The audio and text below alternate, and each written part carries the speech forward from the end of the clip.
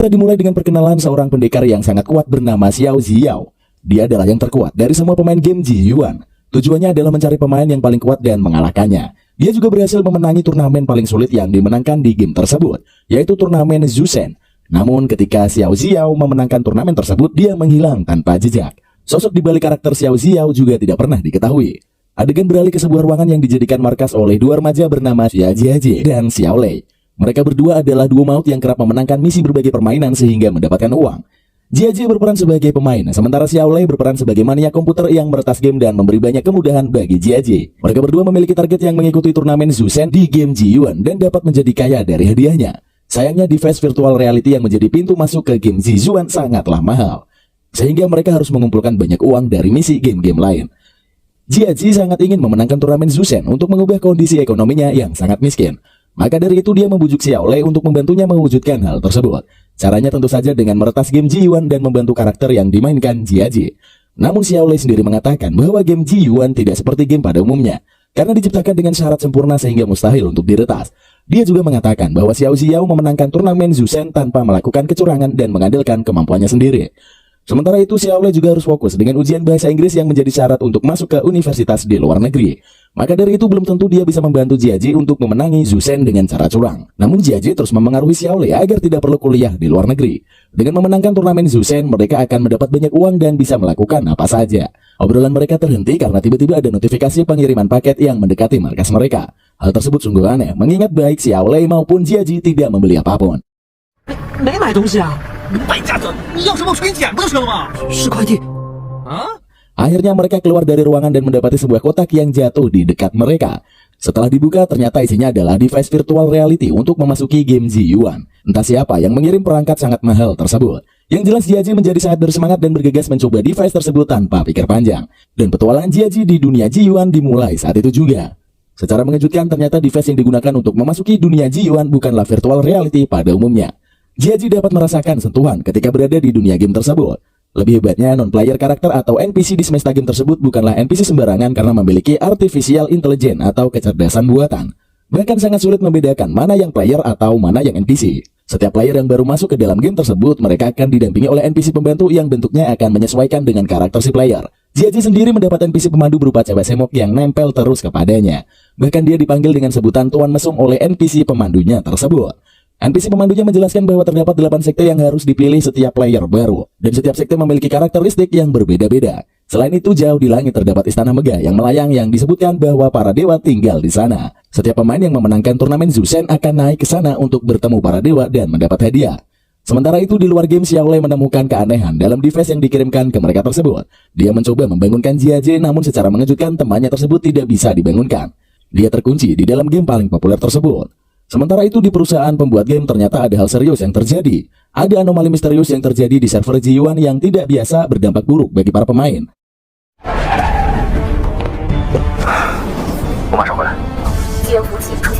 Maka dari itu pihak perusahaan bergegas untuk menangani masalah tersebut. Jiaji akhirnya kebingungan memilih sekte mana yang harus dia masuki. Padahal waktu pemilihan sudah hampir habis. Setelah memilih-milih, dia tertarik untuk bergabung ke sekte yang tampak menarik. Dia berlari terburu-buru karena khawatir waktu habis. Namun karena ada bentrokan dari beberapa orang dari sekte lembah Wanling, dia jatuh dan tidak sengaja menarik roh dari ketua sekte tersebut. Ketua sekte itu adalah perempuan berambut merah bernama Zi Feiyu. Dan karena mangkal roknya menjadi sobek, dia menendang Jiaji.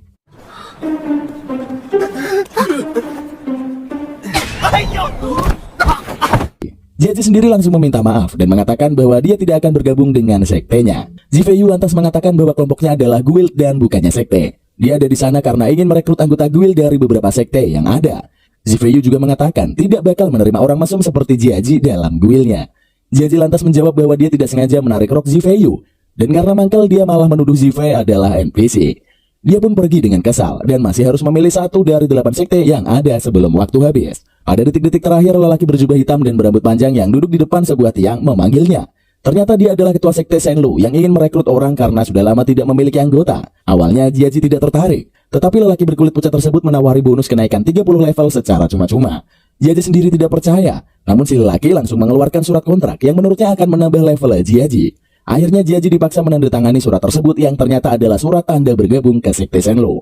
Akhirnya Jiaji terpaksa harus ikut lelaki misterius tersebut ke markas Shenlu yang lokasinya sangat menyeramkan dan tidak ada pemain lain. Hanya ada dia sendiri yang tampak normal. Sementara penghuni lain adalah sekumpulan tuyul mirip Upin Ipin bertanduk. Upacara penyambutan pun dilakukan sebagai perayaan anggota Sekte Shenlou pertama. Namun tak lama kemudian secara mengejutkan muncul serangan yang bisa meretakan markas Shenlou. Sosok yang muncul di balik serangan itu adalah sang legenda yaitu Xiao Ziao yang berusaha membunuh Jiaji tanpa alasan yang jelas. Jiaji pun kocar-kacir saat serangan demi serangan dilakukan karena dia memang tidak bisa apa-apa tanpa cheat dari Xiao Lei. Akhirnya ketua Shenlou maju untuk menghadapi sang legenda. Pertarungan dahsyat pun terjadi antara mereka berdua.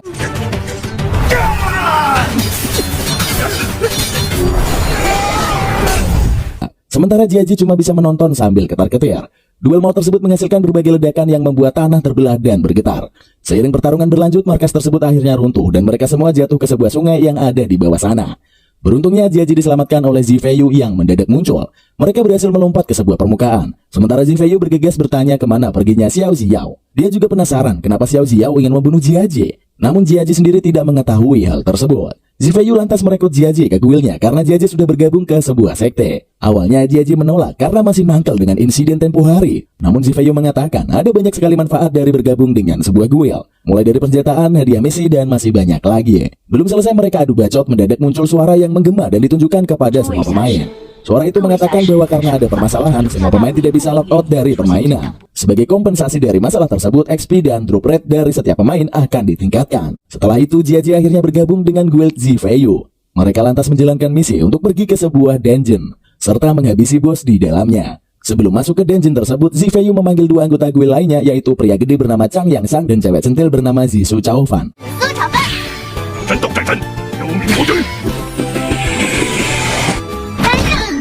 Mereka berempat lantas masuk ke dalam Dungeon sambil membahas kenapa Xiao Ziao berniat membunuh Jiaji. Zifeiyu sendiri lantas bertanya sudah berapa lama Jiaji bermain di game Ji-Yuan. Dan secara mengejutkan dia menjawab baru beberapa hari. Hal itu membuat Zifeiyu semakin curiga kepada Jiaji dan menuduhnya berniat melakukan hal yang berbahaya. Salah satunya adalah melakukan cheat. Meski memang itu niat Jiaji, namun dia tentu tidak mengatakannya dan langsung melanjutkan perjalanan. Akhirnya mereka bertemu dengan bos dungeon itu yang serupa monster menyerupai tumbuhan. Mereka bertarung melawan monster tersebut dan di suatu kesempatan Zifeiyu berhasil menebas si monster.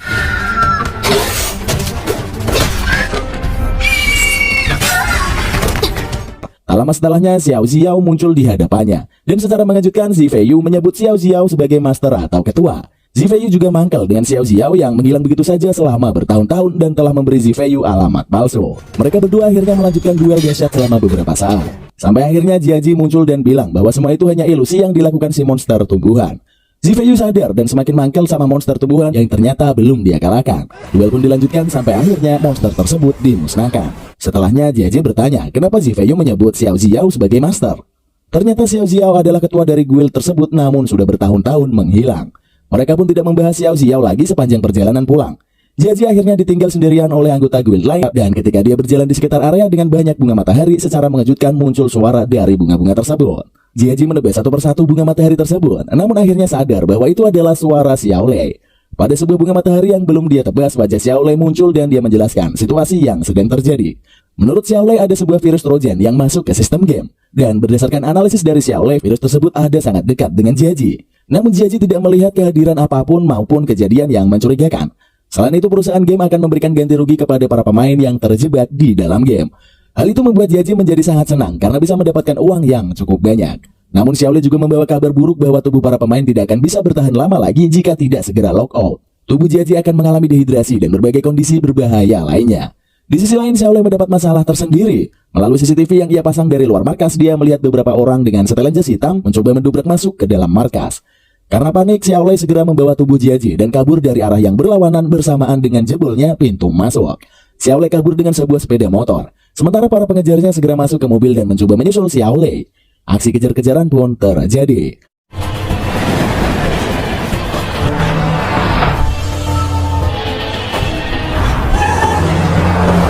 Sampai akhirnya Xiao Lei pun berhasil melarikan diri dan bersembunyi di rumahnya. Sementara itu, aksi protes besar-besaran terjadi menuntut perusahaan game. Karena banyak dari anggota keluarga mereka yang belum bisa lock out.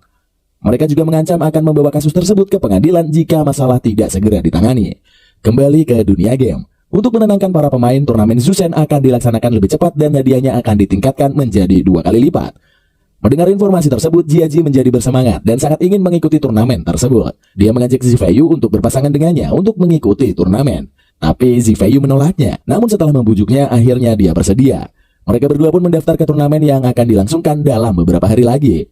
Pada suatu kesempatan, Zifeiyu bertanya kenapa Jiaji sangat percaya diri bisa memenangkan turnamen, mengingat banyak sekali pemain hebat yang akan bertarung.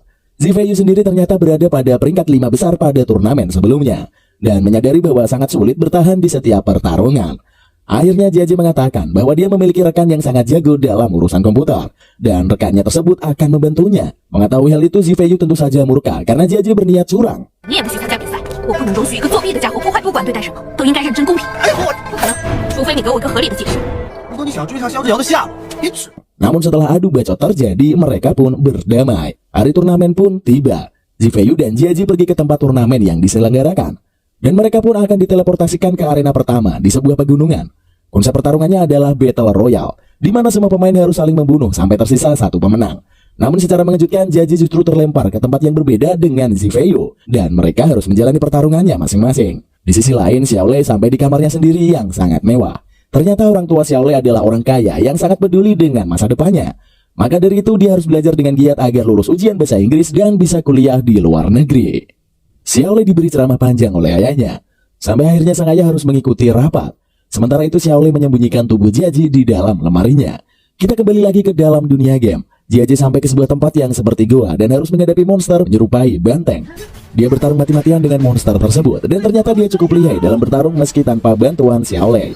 Akhirnya dia mengalahkan monster tersebut dan bertanya-tanya kenapa dia tidak diteleportasikan ke area gunung yang menjadi arena pertama turnamen. Belum selesai bertanya-tanya, sekumpulan banteng raksasa kembali muncul dan mengepung Jiaji. Sebelum berduel dengan sekumpulan monster banteng, Jiaji mencoba menghubungi Zifeiyu, namun jaraknya terlalu jauh. Akhirnya terpaksa dia menghadapi amukan banteng liar tersebut. Di sisi lain, Zifeiyu dikeroyok oleh sekumpulan pemain yang sangat menginginkan kekalahan perempuan itu. Mereka semua iri dengan prestasi Zifeiyu yang bisa masuk 5 besar di turnamen sebelumnya. Namun banyak dari mereka merasa Zifeiyu bisa melangkah sejauh ini itu karena berpasangan dengan Xiao Ziyou saat itu. Tak terima dengan hal tersebut, Zifeiyu langsung berduel mati-matian dan mengalahkan satu persatu dari pemain tersebut.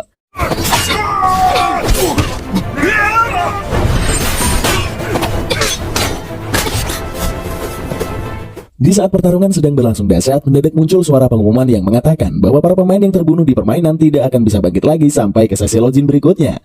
Artinya jika sistem game belum beres dan pemain terbunuh, tubuh pemain tersebut akan terus berada pada kondisi tak sadarkan diri. Meski hal itu sempat membuat pertarungan terhenti, namun musuh Zifeiyu tanpa segan melancarkan panah ke arah Zifeiyu yang sedikit lengah. Berganti ke Jiaji, dia tentu saja kocar-kacir menghadapi amukan banteng liar.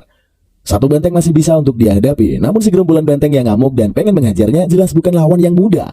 Akhirnya Jiaji menggunakan drop item yang dia dapatkan dari duel melawan monster tumbuhan sebelumnya, dan ternyata berfungsi untuk membuat pingsan semua musuh di sekelilingnya.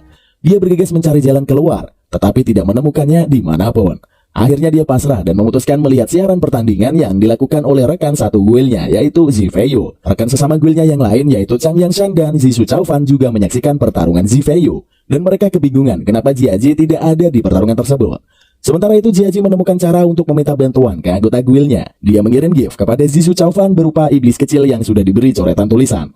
Intinya dia memberitahu sedang dalam kesulitan dan meminta bantuan. Iblis kecil itu langsung terbang menjauh, sementara Zishu Chaofan dan Chang Yangshan bergegas mengikutinya. Akhirnya mereka bisa bertemu dengan Jiaji dan bertanya kenapa dia melarikan diri dan tidak membantu Zifeiyu. Jiaji sendiri bingung dengan situasinya saat ini, tetapi dia merasa harus segera mungkin membantu Zifeiyu. Belum selesai mereka berdebat, mendadak pengumuman terdengar lagi. Ia menyatakan bahwa peraturan turnamen kembali berubah. Kota utama tidak akan bisa diakses lagi dalam waktu dekat. Sementara itu semua pemain akan diteleportasikan ke berbagai zona sekaligus langsung secara aktif menjadi peserta turnamen Zuzen. Hal itu menggemparkan semua pemain, karena itu berarti tidak akan ada lagi kedamaian di dunia game tersebut. Para pemain akan langsung bertarung satu sama lain di segala penjuru, dengan resiko koma jika mereka terbunuh di dunia game.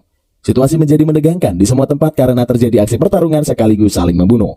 Sementara itu Zifeiyu berhasil mengalahkan semua musuhnya dan berjalan menyusuri pegunungan bersalju itu dalam keadaan terluka. Dia melihat sebuah toko yang ada di ujung jalan serta berniat menambah persediaan itemnya. Tapi ternyata si pemilik toko adalah pemain lain yang langsung berusaha menyerangnya. Pertarungan antara keduanya pun terjadi.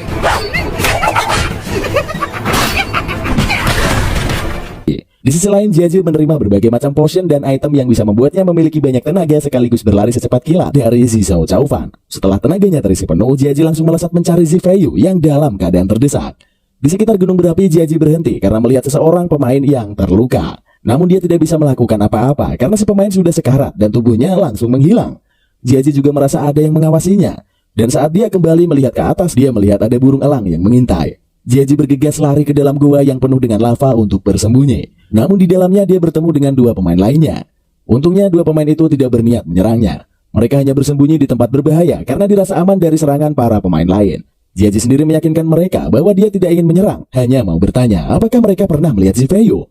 Dan ternyata mereka mengetahui keberadaan perempuan itu. Setelah mendapatkan informasi tersebut, Jiaji langsung berlari sangat cepat ke arah yang ditujukan. Pertarungan Zifeiyu semakin sengit.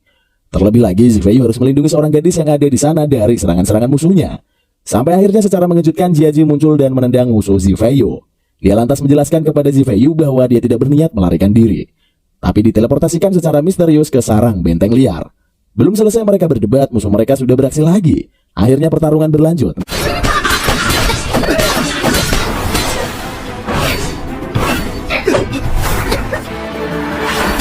Namun tak berselang lama terjadi gempa bumi yang sangat dahsyat. Bukan gempa bumi biasa, ternyata hal itu disebabkan oleh gunung berapi yang seketika itu meletus dan menyemburkan lahar ke berbagai arah. Mereka semua akhirnya kabur melarikan diri, sementara bebatuan api menerjang berbagai tempat di sekitar sana. Setelah situasi lebih aman, Zifeiyu ngamuk kepada Jiaji karena merasa dimanfaatkan. Namun sekali lagi Jiaji mengatakan dilempar secara misterius ke markas benteng liar. Sementara itu gadis yang diselamatkan Zifeiyu ternyata ingin ikut dengan mereka berdua karena merasa lebih aman. Dia diperbolehkan dan akhirnya memperkenalkan diri sebagai Mao Xiaoxi. Belum juga mereka merasa aman cukup lama, mendadak muncul pemain lain yang ternyata sangat kuat. Pemain itu bernama Bailong Youfang dan dia sudah membunuh Zifeiyu yang sebelumnya. Bailong Youfang duduk di sebuah rantai panjang yang menghubungkan satu puncak bukit dengan bukit lainnya. Dan dengan santai dia menanti kedatangan Zifeiyu dan dua rekannya. Dia bahkan menangkap burung merpati yang ternyata adalah milik Zhou Chaofan. Terkejut melihat merpati milik anggota guildnya, Zifeiyu dan Jiaji bergegas berlari menyusuri rantai panjang tersebut dan menyerang Bailong. Duel seru 2 lawan 1 di atas rantai terjadi.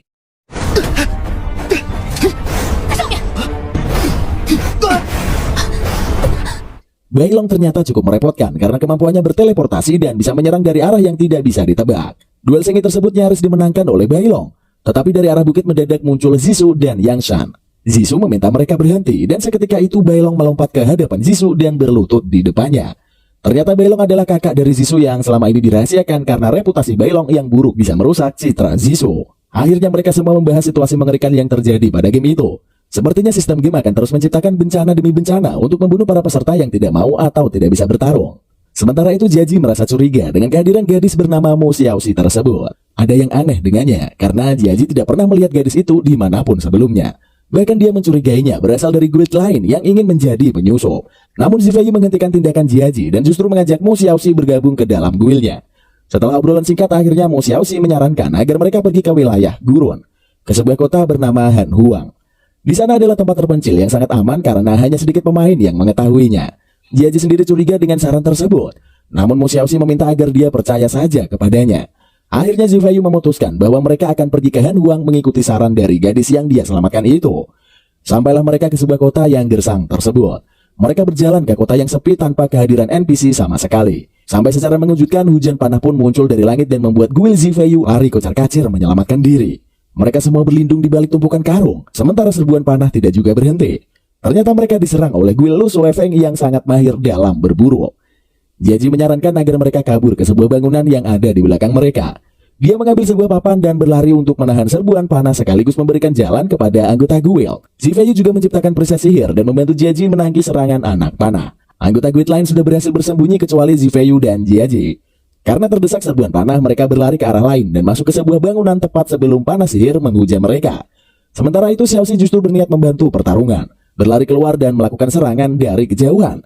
Dalam perjalanannya, dia melihat NPC berupa anak kecil yang ketakutan, dan Xiaoxi berniat untuk menyelamatkannya. Sementara itu Jiaji dan Zifeiyu masih bersembunyi di dalam bangunan sambil sesekali menghindari terjangan panah yang masuk. Mereka terjebak dan hanya menunggu waktu sampai anggota guild Lu Suefeng masuk ke dalam bangunan itu. Dan benar saja, anggota guild musuh berjalan mendekati bangunan tersebut. Namun ketika pintu dibuka, ternyata Jiaji dan Zifeiyu telah menghilang secara misterius. Penyelamat Zifeiyu dan Jiaji adalah Xiaoxi. Dia secara mengejutkan menemukan jalan rahasia di bawah tanah yang terhubung ke bangunan tempat Jiaji dan Zifeiyu berada. Mereka bertiga lantas berjalan di sebuah jalan bawah tanah yang sempit. Dan di sana mereka bertemu segerombolan NPC yang coba diselamatkan oleh Xiaoxi. Ternyata pemain yang satu itu sangat peduli kepada NPC. Karena mereka semua ketakutan dengan pertarungan yang sedang terjadi. Jiaji sendiri sebenarnya tidak peduli dengan NPC karena mereka hanyalah sistem. Akan tetapi Zifeiyu ternyata mendukung Xiaoxi dan bersikeras menyelamatkan para NPC. Mereka akhirnya menemukan jalan keluar ke permukaan. Namun secara mengejutkan anggota guild musuh sudah menghadang. Zifeiyu maju menghadapi guild musuh sementara dia menyuruh Jiaji untuk menyelamatkan para NPC.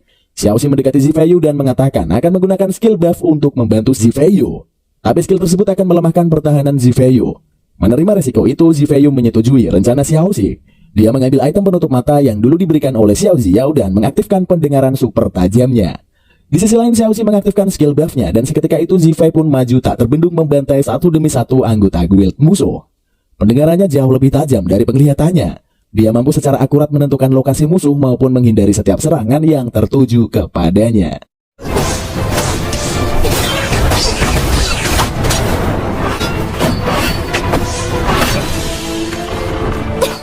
Aksi menegangkan itu pun berhasil menyudutkan guild musuh. Tetapi lama-kelamaan kondisi Zifeiyu semakin lemah. Untungnya pertarungan tersebut berhenti ketika muncul pengumuman terkait pertandingan. Turnamen tersebut mengatakan bahwa turnamen Zusen berakhir lebih cepat. Maka dari itu, 20 peserta yang sudah memenuhi syarat akan melanjutkan turnamen di Gunung Zona Aman lusa. Karena sudah terdesak, anggota guild musuh yang tersisa melarikan diri. Sementara itu Zifeiyu langsung ambruk dan pingsan. Malam harinya Zifeiyu sadar dan sudah berada di sebuah bangunan dengan para anggota guild lainnya. Suatu ketika karena galau memikirkan Xiao Ziao, dia naik ke atas genteng dan memandang jauh ke depan. Tak lama setelahnya Jiaji menyusulnya dan mereka ngobrol panjang lebar mengenai masa lalu Zifeiyu dengan sang pemain legenda. Dulu Zifeiyu adalah anak buah dari Xiao Ziao yang kerap menimbulkan masalah karena penglihatannya yang kurang jeli selama pertarungan. Meski begitu, pendengarannya sangat tajam. Maka dari itu Xiao Ziao membuatkan penutup mata dan meminta Zifeiyu melihat dengan pendengarannya. Menurut Xiao Ziao, Zifeiyu akan melihat apa yang ingin dia lihat. Dan benar saja, semenjak menggunakan penutup mata itu, Zifeiyu menjadi lebih tangguh dalam pertarungan. Obrolan masa lalu Zifeiyu itu membuat dia dan Jiaji menjadi semakin dekat. Bahkan pada suatu kesempatan mereka hampir cipokan di atas genteng.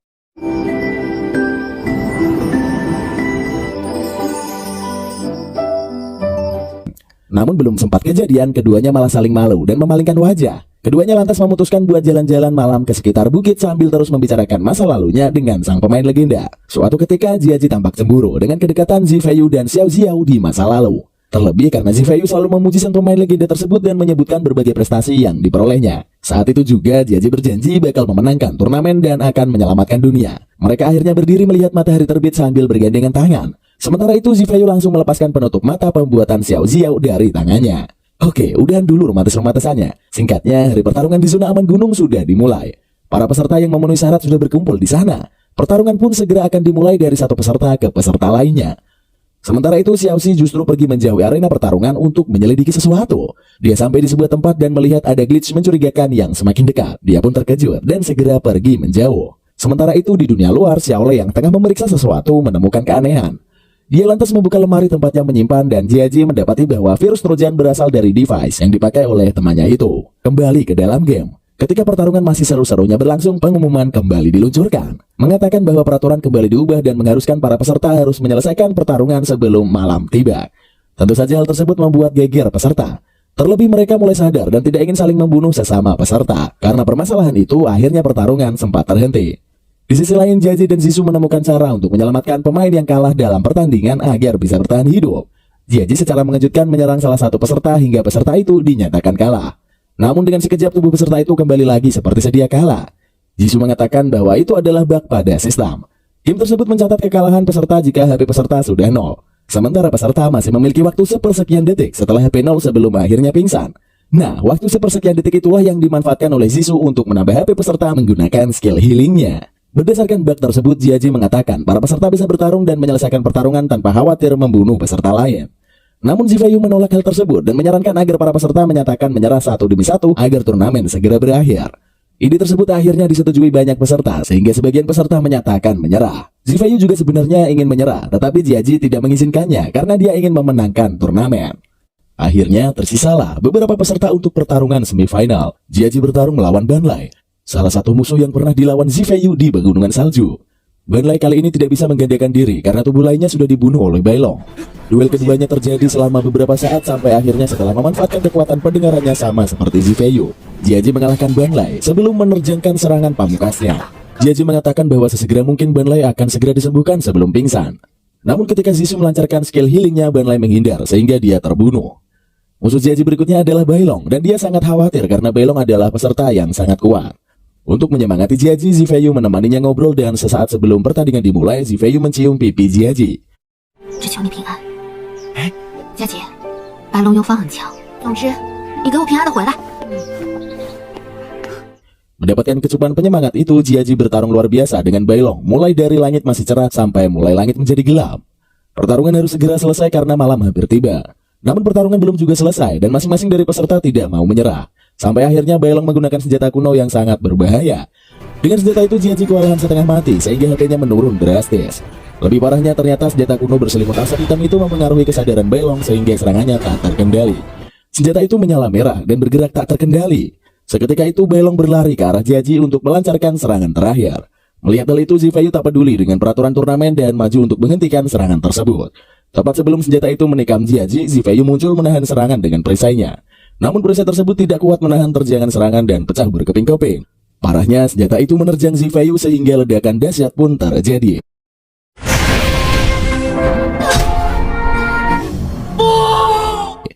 Zishu bergegas melancarkan skill healingnya, tetapi tidak bisa melihat jelas lokasi Zifeyu karena ledakan yang terlalu menyilaukan.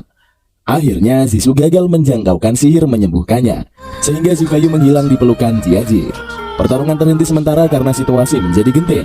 Mereka semua mempelajari senjata kuno yang membuat Bailong lepas kendali. Ternyata senjata itu tidak pernah terdaftar di game tersebut, sehingga pasti dibuat secara pribadi, dan kemungkinan besar yang membuatnya adalah Xiao Ziao. Sementara itu, Xiao Lei mencoba menembus sistem game untuk berkomunikasi dengan Jiaji. Dia memanfaatkan sebuah batu di sekitar Jiaji, dan begitu Jiaji mengambil batu itu, wajah Xiao Lei bisa muncul.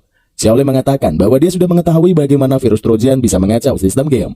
Di hadapan semua anggota guild, Xiao Lei mengatakan bahwa virus Trojan itu masuk dibawa oleh Jiaji. Hal itu membuat semua guild terkejut, tetapi mereka juga tidak menyalahkan Jiaji karena memang dia tidak menyadarinya. Yang menjadi pertanyaan adalah siapa yang mengirimkan device tersebut. Atau bisa saja pelakunya bukan si pengirim, melainkan ada orang lain yang menyisipi virus saat device itu dikirimkan. Lebih lanjutnya, Xiao Lei mengatakan bahwa gelombang protes besar terjadi di dunia nyata karena peserta yang terbunuh tidak kunjung bisa dibangunkan. Meski begitu, Xiao Lei merasakan ada gelombang daftar pengguna di sistem game yang disembunyikan di sebuah tempat. Menurut Lei, daftar pengguna itu adalah semua peserta yang sudah terbunuh di permainan.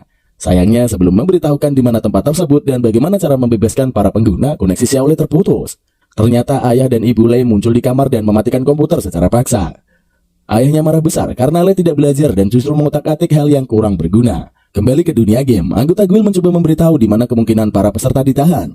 Setelah menduga berbagai lokasi di Xiaoxi, lantas mengatakan bahwa mungkin semua peserta ditahan di kuil Ziu Dektian yang berlokasi di langit. Sebabnya adalah di sana tempat Sang Dewi tinggal dan dia pula yang menciptakan dunia pada game tersebut.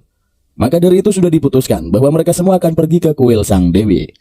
Mereka semua akhirnya berangkat ke kota utama di mana mereka akan menaiki area yang akan terbang menuju istana Sang Dewi. Dan begitu mereka sampai di sana, Sang Dewi telah menunggu mereka dengan anggun. Jiaji mengatakan bahwa dia memiliki pertanyaan yang harus dijawab. Sang Dewi mengatakan bahwa dia bisa menjawab semua pertanyaan itu. Tetapi sebelum itu, Sang Dewi menawarkan hadiah turnamen kepada Jiaji. Namun sebelum Jiaji maju untuk mendekati Sang Dewi, secara mengejutkan serangan dahsyat muncul dari atas. Ia adalah Xiao Ziao yang muncul dan bersiap menyerang Jiaji. Namun sebelum pedang Xiao Ziao menikam Jiaji, Sang Dewi memindahkan peti hadiah ke hadapan Jiaji dan menahan serangan tersebut. Sang Dewi meminta Jiaji untuk segera membuka peti dan mendapatkan semua yang diinginkannya. Namun Xiao Ziao mengatakan bahwa saat ini dunia game sedang runtuh karena virus Trojan.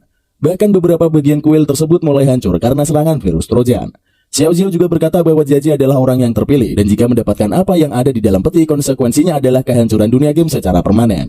Maka dari itu dia berniat untuk membunuhnya. Isi dari peti itu adalah artefak kuno bernama pedang Zhanglo yang dapat digunakan untuk mengontrol apapun pada dunia game. Tak membiarkan Xiao Ziao menyerang Jiaji, Sang Dewi memerintahkan pengawalnya untuk bersamaan mengincar Xiao Ziao. Pertarungan keroyokan pun terjadi. Sementara Jiaji nampak bingung harus membuka peti itu atau tidak. Melihat Jiaji hampir membuka peti, Xiao Ziao mengibaskan pedangnya dan meluncurkan serangan sihir ke arah Jiaji. Namun Jiaji melompat ke atas sebuah atap kuil sambil membawa peti tersebut. Dia muak dengan semua konflik yang terjadi karena Xiao Ziao memperlakukan seperti musuh, sementara Sang Dewi memperlakukannya seperti orang bodoh. Akhirnya Jiaji melemparkan peti tersebut berniat membuangnya. Namun Sang Dewi menahan peti tersebut dengan sihirnya. Xiao Xiao yang masih sibuk melawan prajurit, Sang Dewi mengatakan bahwa Zifei Yu berada di sebuah sungai dan tidak bisa meninggalkan tempat itu. Dia meminta Jiaji untuk datang dan menyelamatkannya. Sementara itu dia akan menahan para prajurit Sang Dewi. Dia membuka portal sihir ke lokasi Zifei Yu. Dan Jiaji beserta anggota guildnya langsung melompat ke dalam portal. Mereka semua terjatuh ke sebuah tempat gelap, tetapi tidak menemukan para peserta yang sudah terbunuh dalam game. Malahan sebuah naga raksasa muncul dari langit dan menyerang mereka semua. Naga itu adalah bos paling kuat di dalam game yang selama ini disembunyikan. Para anggota guild bertarung mati-matian mencoba mengalahkan naga tersebut. Namun mereka bukanlah lawan bagi sang naga.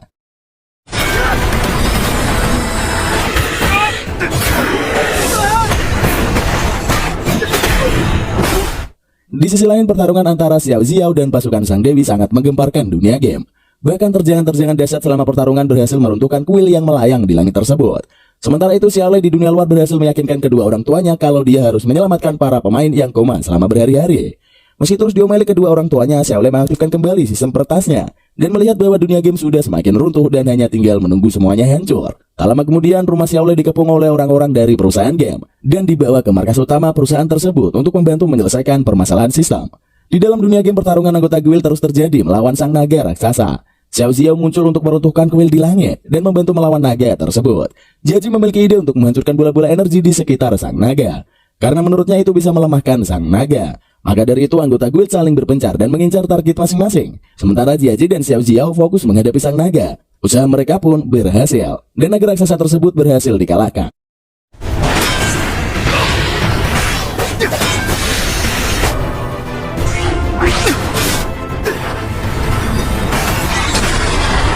Bertepatan dengan kekalahan sang naga, ratusan peti berisi para pemain yang sudah kalah muncul di lantai. Namun tak satu pun dari peti itu yang dapat dibuka. Ketika situasi semakin genting, Sang Dewi mendadak muncul dari langit dan mengambil peti Zifei Yu.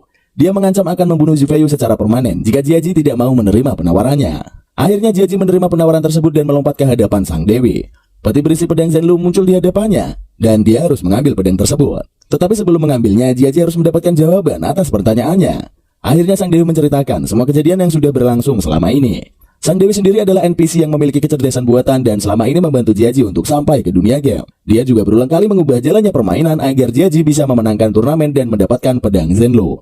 Pedang itu adalah kunci yang bisa digunakan para NPC untuk meninggalkan dunia game dan berbalik ke dunia nyata. Karena para NPC hanyalah kecerdasan buatan tanpa wujud fisik. Mereka akan menggunakan tubuh para peserta yang kalah dalam pertarungan dan koma untuk mengakses dunia nyata. Maka dari itu semakin banyak peserta yang koma, semakin banyak pula NPC yang kabur dari dunia game ke dunia manusia. Namun di sisi lain, Sang Dewi sendiri tidak mengetahui penyebab runtuhnya dunia game. Maka dari itu sebelum dunia game hancur sepenuhnya, para NPC harus segera meninggalkan dunia tersebut. Itulah alasan kenapa peraturan permainan selalu diubah, agar pedang Zenlu segera diambil oleh Jiaji sebelum dunia game musnah. Setelah mengetahui fakta itu, Jiaji segera menteleportasikan peti Zifei Yu ke bawah. Sementara dia melakukan bacot no jutsu kepada Sang Dewi.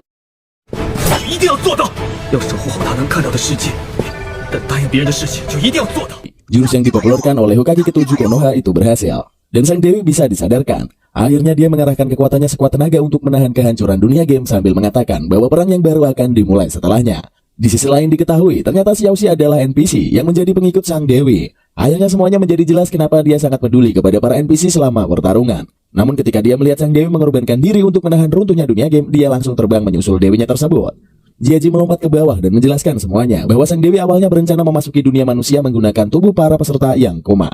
Tetapi akhirnya sadar dan mencoba menahan runtuhnya dunia game. Pada saat itu secara mengejutkan Xiaoxi muncul dari langit dengan wujud yang sudah sangat berbeda. Dia mengatakan bahwa para NPC tidak akan mengambil alih tubuh peserta yang koma, tetapi akan kabur dari dunia game, tentunya dengan jaringan internet untuk menyelamatkan diri. Tetapi agar aksi tersebut berjalan dengan lancar, Jiaji harus mengambil pedang Zenlu. Xiaoxi berjanji akan mengembalikan kesadaran semua peserta jika Jiaji mau membantu para NPC meloloskan diri dari kehancuran. Setelah situasi semakin genting dan peti di depannya juga sudah terbuka, akhirnya Jiaji menggenggam gagang pedang Zenlu dan berniat mencabutnya. Di saat yang bersamaan, Xiaoxi menepati janjinya sehingga Zifei Yu terbebas dari peti yang mengurungnya. Jiaji yang melihat Zifei Yu sudah sadar berusaha menggapai tangan Zifei Yu. Namun sebelum keduanya saling bersentuhan, secara mengejutkan, Xiaolei masuk ke dalam game tersebut. Di sisi lain, Jiaji justru terlempar keluar game dan bangun di markas perusahaan game. Dia disambut dengan perusahaan yang mengatakan bahwa situasi sangat genting. Jiaji sendiri tidak tahu apa yang direncanakan Xiaolei kenapa mereka harus bertukar tempat. Namun satu hal yang pasti, sistem game tersebut sudah semakin parah dan hanya menunggu waktu untuk hancur. Jiaji bertanya apa penyebab kehancuran sistem. Namun pemimpin perusahaan sendiri tidak mengetahuinya. Tetapi yang jelas ada seseorang di luar sana yang menjadi dalam kekacauan. Dan ketika misteri tersebut masih seru-serunya untuk dipecahkan, musim pertama Donghua ini berakhir.